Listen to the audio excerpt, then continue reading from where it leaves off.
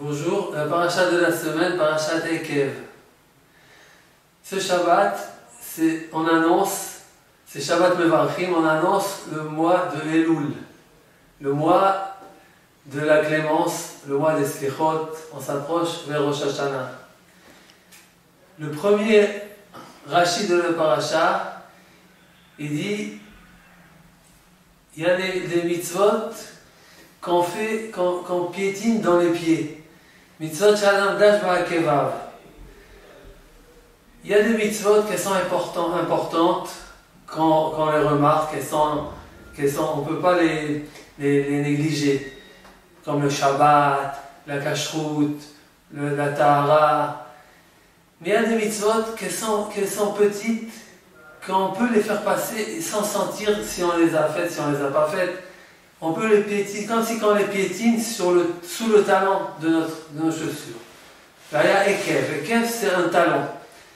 Et bien, ces mitzvot-là, qu'on peut les piétiner par le talon, ça veut dire qu'on n'a même pas senti qu'on les a piétinés, on les a transgressés. Ces mitzvot-là, c'est elles qu'au moment où l'homme est jugé, c'est elles qu'elle entoure et qu'elle harcèle au moment du jugement, quand la personne est prise sous la tension du jugement.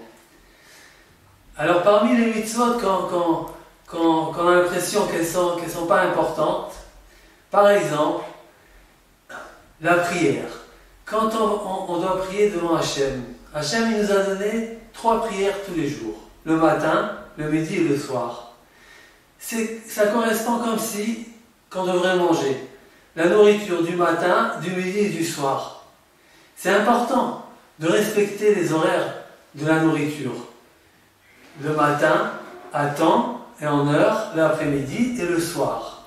Quelqu'un qui est normal dans sa tête, quelqu'un qui veut bien vivre, il sait que de sauter un repas, c'est pas bon.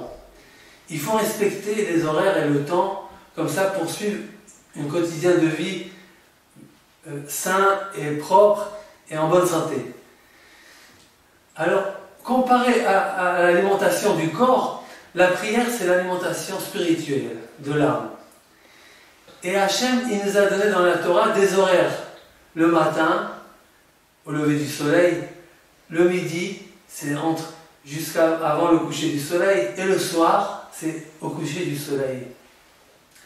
Il y avait une petite histoire avec le Baba Salé. Lui, il faisait très attention sur les horaires de la prière. Quand c'était Mincha par exemple, c'est au milieu de la journée, il faisait très attention de ne pas dépasser le temps, de ne pas s'approcher vers le soir. Si le soleil s'est déjà couché ou il est en train de se coucher, c'est plus le temps de la prière de midi. Et le matin bien sûr, et le soir aussi. Un jour, dans la pièce où il étudiait, il était dans un coin en train d'étudier, plongé dans son livre, et de l'autre coin de la pièce, il y avait le shamash avec une autre personne qui discutait. Et l'autre personne, il lui dit, je vais faire mincha. Il dit au shamash, et le shamash il dit à cette personne, mais comment, maintenant mincha? Mais le soleil il est en train de se coucher, c'est pas le temps de faire mincha. Mincha c'est entre le matin et le soir, c'est avant le coucher du soleil. Alors l'autre il dit, oui mais il fait encore jour dehors. C'est vrai que le soleil est en train de se coucher, mais il fait encore jour, je peux prier mincha. Et là, Baba Salé comme si qu'il se réveille de son livre, et il dit, il est temps de prier la prière du soir. Ils ont compris tout de suite qu'il leur a donné un message. C'est pas le moment de prier la prière de midi, de mincha, parce que maintenant c'est déjà le soir. Il faut prier la prière du soir, on ne peut pas faire la prière de midi. Lui, il savait les pensées qu'il parlait quand il n'entendait pas ce qu'il parlait. Mais il savait, c'était le roi Hakodesh de Baba Salé, qui était connu dans sa kedusha et qui savait même les pensées qui se passaient autour de lui. Mais de là, on voit, c'est des mitzvot qu'on peut croire, c'est pas grave. Si j'ai sauté une prière, si j'ai pas fait en temps et en heure. Mais comme dans le corps, on sait que c'est important de respecter les horaires, c'est important de respecter le temps et l'ordre et le quotidien des repas par exemple. La même chose pour la neshama, pour la vie spirituelle, c'est très important. Ces mitzvot là, qu'elles ont l'air d'être petites, mais pour notre âme c'est très très important. Pour notre acquis, on sait qu'on a acquis avec ça des acquis très très importants pour nous-mêmes, pour notre spirituel. Espérons de passer un bon Shabbat, un bon Elul, que Kadosh Baruch Hu, il nous passe un Rosh Hashanah, une Ktiva, une Khatima Tova, Shabbat Shalom.